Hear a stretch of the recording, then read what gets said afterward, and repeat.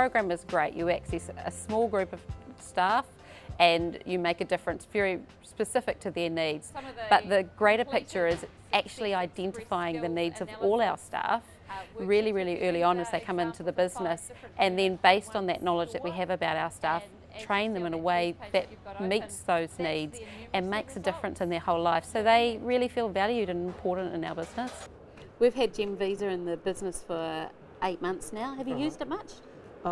We had a lot of customers. Yeah, I have, yeah. Indeed. So I've just recently proposed to the company that as soon as a staff member is inducted into the business, we assess their literacy and numeracy needs, and then we give the regional trainers or the store managers the tools to go forward and make a difference with their staff. So they're not having an underperforming staff member, they're having somebody that they know what's going wrong and they can change it, whether it's they can't understand what's being written in front of them, or they don't have the diverse range of vocabulary needed for the job. They might be a great person, but they might just struggle with writing. So if we pick it up early, we can make a difference and keep really good quality staff for longer. Creating resources that can be used in the long term are really important to us, because we're always going to have these staff coming in who don't have the literacy and numeracy that they probably do need. So as long as we've got resources there that pick it up and then address it early on, that's a nice sustainable picture for us. We do need to build up some success stories, some narrative in the business about how a workplace literacy program actually transferred into business performance. So we identified individuals who needed the skills, and we developed a range of training programs to satisfy those learning needs as well.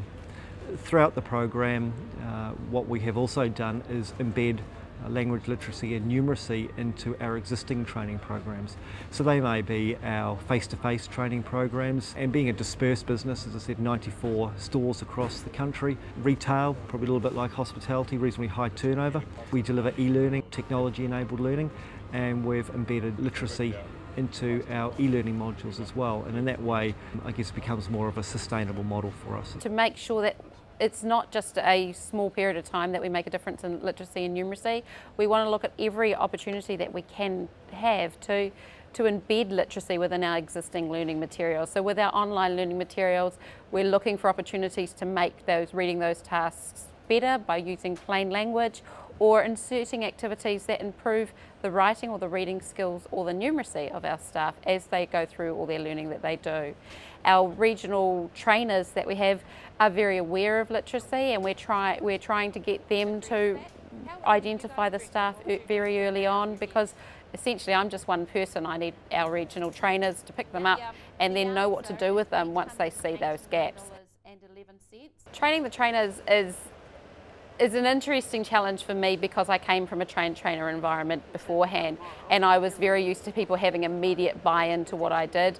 In this case, they needed me to prove to them that what I could add was valuable to them, and what I learnt from them is actually they had a wonderful base set of skills. We just needed to identify what were literacy and numeracy tasks that they were already doing and say, this is a literacy task, I'm actually going to make a difference here. Just knowing where you're doing literacy and making learners aware that that's what they're doing and they're gaining skills is really quite a simple task. One people in an organisation of 1,500 isn't going to,